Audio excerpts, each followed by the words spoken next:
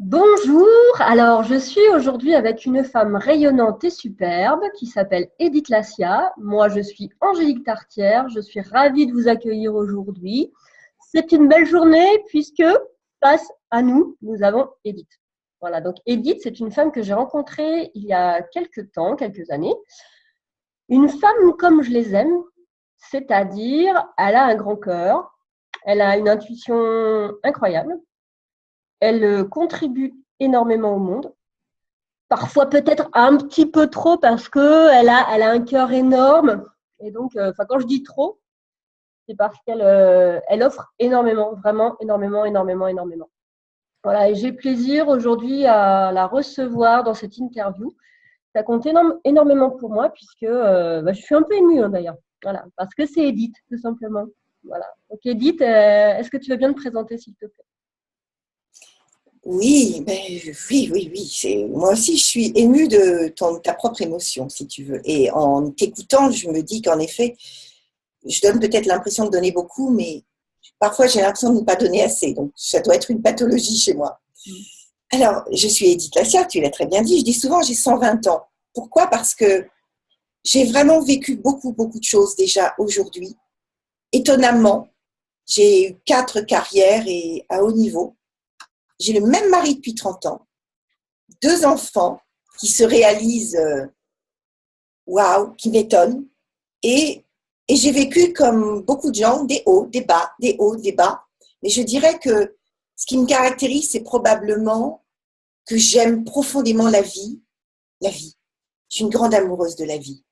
Et Oui, c'est donc, ça. tout ce qui est C'est dans la vie. exactement ça, c'est tout à fait ça. Quand je dis en fait que tu as le cœur large et énorme, c'est que on sent à quel point tu aimes la vie, tu aimes les gens et tu aimes tout ce qui constitue la vie, quoi. Enfin, j'imagine que chaque moment est très précieux pour toi. Enfin, en tout cas, c'est ce que je ressens de toi.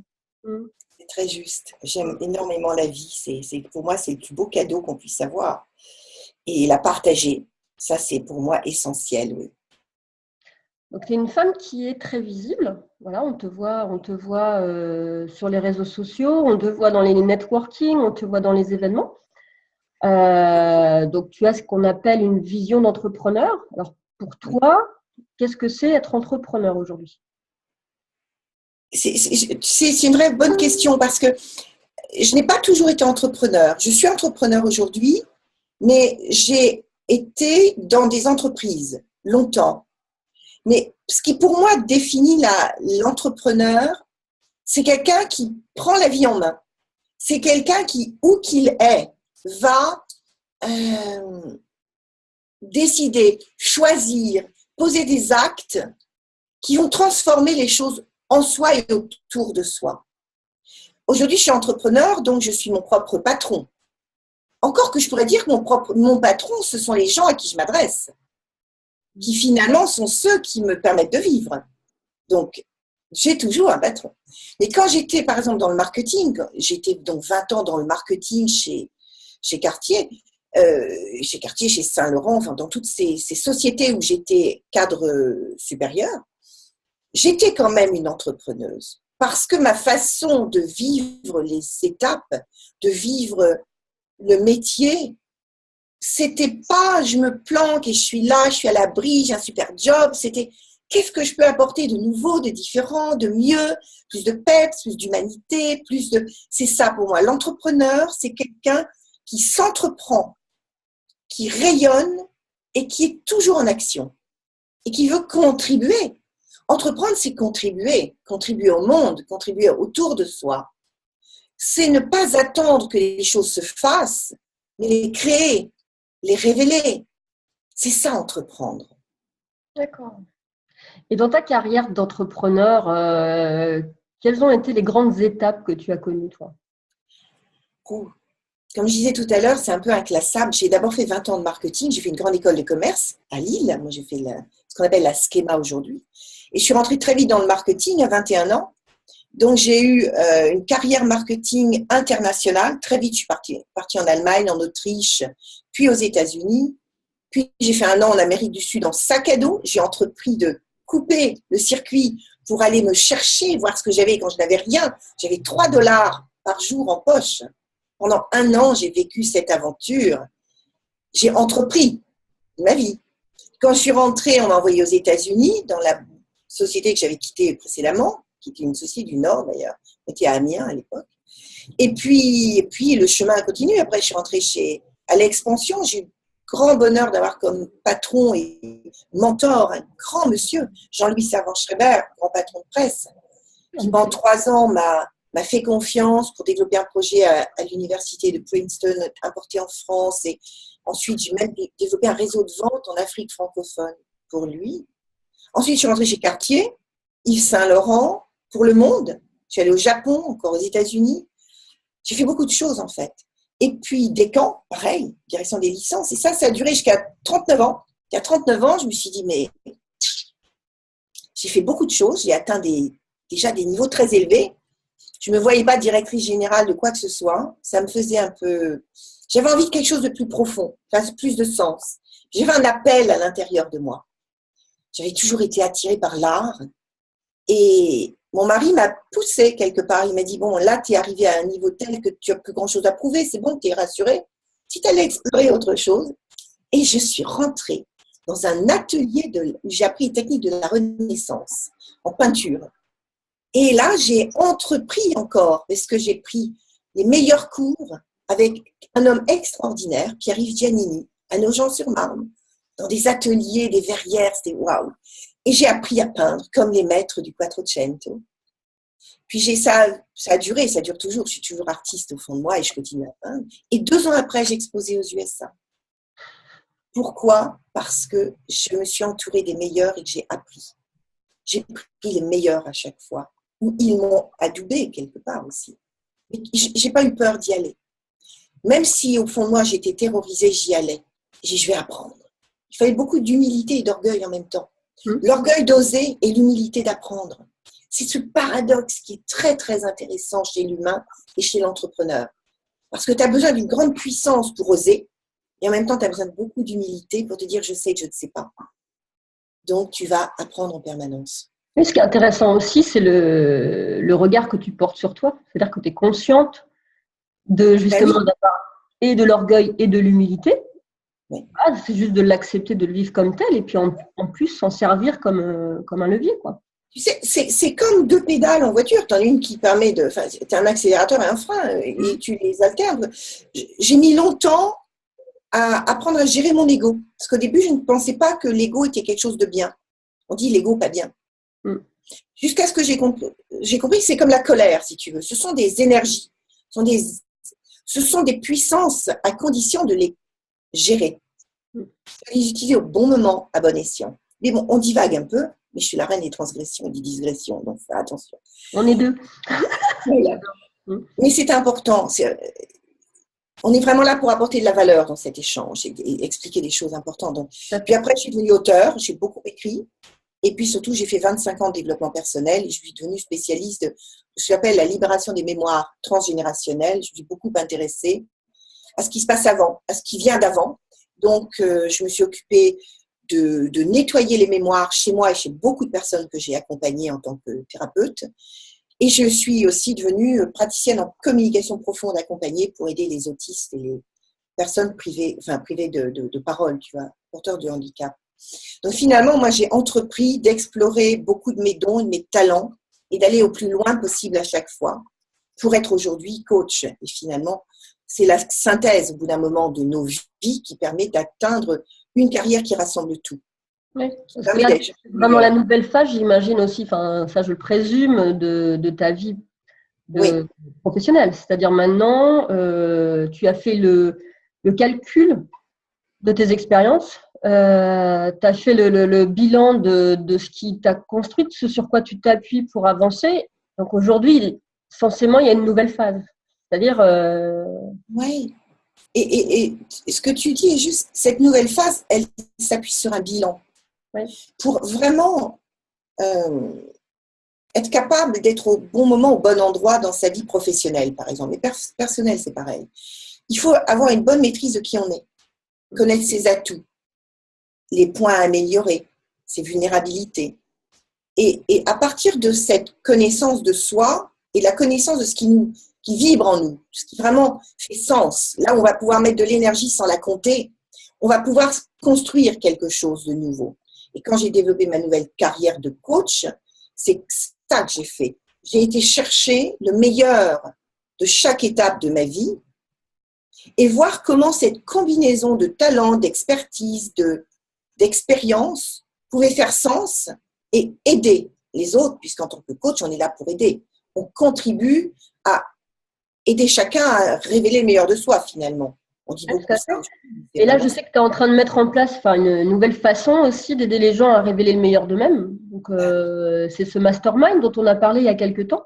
Parce que pour moi, le mastermind, c'est vraiment un outil, le mot efficace qui me vient, mais c'est au-delà de ça, c'est un outil de réalisation de soi grâce aux autres, grâce à la création du moment commune et avec la personne qui mène ce mastermind.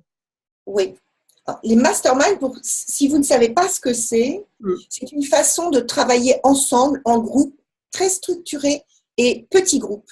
Je dirais que les maîtres mots, c'est co-création, on crée ensemble. C'est une grande ambition de vie. Et quand je dis ambition de vie, je ne parle pas matériel. C'est avoir le désir d'aller vraiment vers le meilleur de soi. Un autre mot-clé, c'est probablement la bienveillance. Parce que dans un acte de co-création, il faut être capable de se montrer, comme je vous disais tout à l'heure, orgueil, humilité. Il faut être capable à la fois d'apporter sa grande puissance et aussi sa fragilité.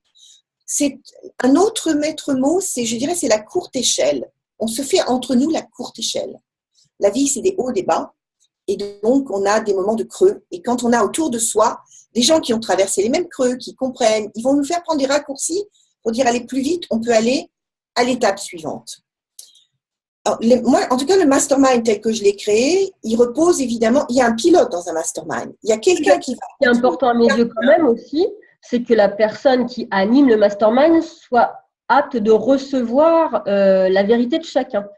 Que chacun trouve et exprime sa place. Moi, j'ai participé à plusieurs masterminds et vraiment, ce qui, moi, en tout cas, m'a convenu, c'est quand la personne qui invite, qui organise le mastermind, est capable de recevoir la personne comme elle est, à la limite presque juste comme une information de qui elle est, pour en effet avoir cet effet de courte échelle dont tu parles après, et qu'on puisse tout de même déposer cette personne-là, même si elle ne convient pas forcément aux autres personnes présentes dans le mastermind, mais qu'elle puisse exprimer pleinement qui elle est pour bénéficier de l'effet de la courte échelle. Enfin, bon, voilà, oui, non, tu as raison, et ça fait partie de la bienveillance. L'écoute et la bienveillance sont très reliées. Dans le mastermind précédent que j'avais animé, ce que j'ai compris, c'est qu'il fallait vraiment respecter le temps de chacun. On ne va pas tout au même rythme. J'avais un échange avec quelqu'un qui pratique beaucoup de mastermind au masculin avec des grands du marché depuis 3 ans. Et elle me disait, tu vois, il y a quelque chose qui m'a manqué, en tout cas dans l'énergie masculine, c'est qu'on est dans le go, go, go, on y va, on veut des résultats, on mesure les chiffres, etc. Alors que tout le monde n'a pas cette… on ne se lève pas le matin en se disant « Yes, je veux faire beaucoup d'argent ». Les femmes, on n'est pas forcément basées sur ces critères-là. Et donc, elle me disait que ce qui manquait dans les masterminds au masculin, c'est cette écoute de ceux qui ont un rythme plus lent, qui ont des valeurs différentes, qui vont aller chercher du sens dans des choses qui ne sont pas forcément que matérielles.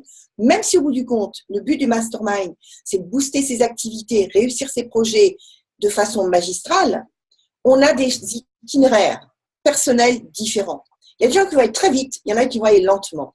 Mais ceux qui vont lentement, ils ont autant de place que ceux qui vont vite, parce que dans leur lenteur, il y a l'écoute, il y a la réflexion, et cette période d'incubation est essentielle parce qu'ils ne perdent pas une miette de tout ce qui est distribué par les autres qui galopent, et au moment où ils vont émerger, ils auront accumulé toutes ces connaissances. Je donne souvent l'image du bambou japonais, il est 5 ans sous terre, et quand il sort, c'est un arbre. Et dans le mastermind, en tout cas moi dans ceux que j'anime, j'ai 2 enjeux. Le premier, c'est d'être très vigilante sur le rythme de chacun et les objectifs de chacune pour être sûr qu'au bout du mastermind, en l'occurrence le mien dure 6 mois, les résultats attendus soient là. Mais en respectant le rythme, les hauts, les bas, voilà, je dirais l'itinéraire de chacun. Et l'autre, c'est d'apporter ces multi-compétences qui sont les miennes. La toute première qu'on doit apporter dans un mastermind, comme tu disais, c'est l'écoute. Ensuite, à partir de l'écoute, on sent où sont les freins, les interrogations, les doutes. Allez les lever, allez aider à très vite les dépasser, les utiliser comme une information utile, mais hop, on passe à l'étape suivante. Puis après, c'est apporter des actions justes pour aller vers le but qu'on s'est fixé. Puisque le but, c'est je viens dans ce mastermind avec l'objectif de développer mon chiffre d'affaires, développer mon activité, faire enfin le projet dont je rêve toujours et en même temps en vivre, parce que ça serait fantastique, c'est ça. Et donc, c'est vraiment, d'ailleurs, j'ai mis le slam en place, moi je suis une slameuse. Le sens profond, est-ce que tu es sûr d'être à la bonne place? Tu as posé l'échelle sur le bon mur, on va aller valider si tu es vraiment au bon endroit, si le projet est bien calé, si tu vas pouvoir y mettre le meilleur de toi à chaque instant, parce que c'est évident. Le L, donc le S c'est le sens, c'est ça le sens. L c'est on va libérer ce qui freine, parce qu'on a toutes des peurs. Est-ce que je vais y arriver? Est-ce que je suis à la hauteur? Est-ce que je peux m'autoriser? Est-ce qu'on est les reines des questions? Le A c'est les actions qu'on va mettre en place.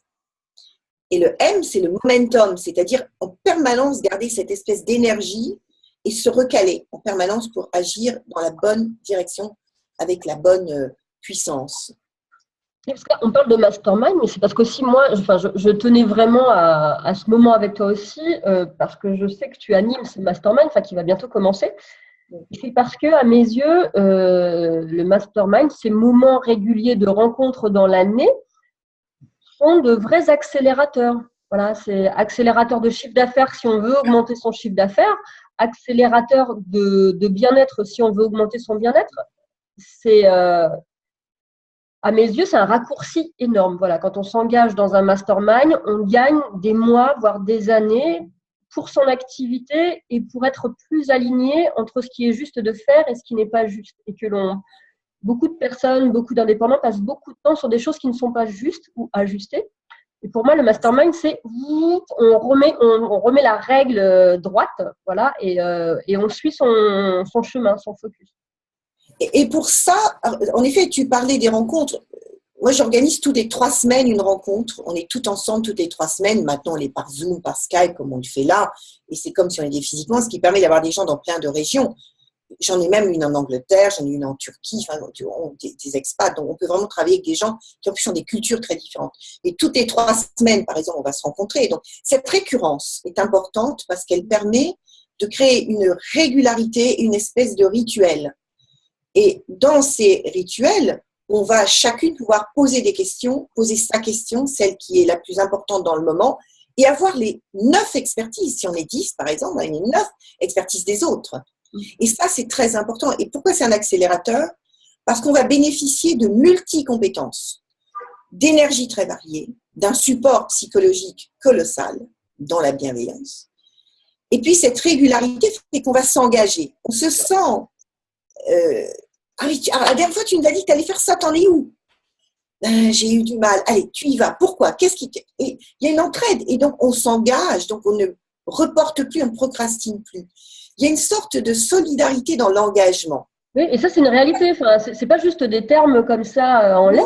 Moi, je l'ai validé, je l'ai connu. Des personnes engagées dans un mastermind sont aussi là pour toi entre les sessions de mastermind et sont vraiment intéressées par ton déploiement et ton développement. Ça, c'est une réalité.